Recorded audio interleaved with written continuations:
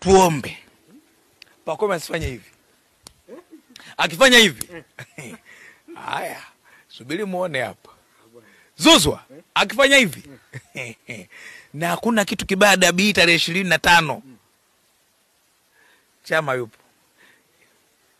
Chama anataka mechi sana sana. Wanasema Ziki sasa hivi hayupo hawaogopi. Kwani mechi ile tarehe 8 Azizi alikuwa kwenye listi?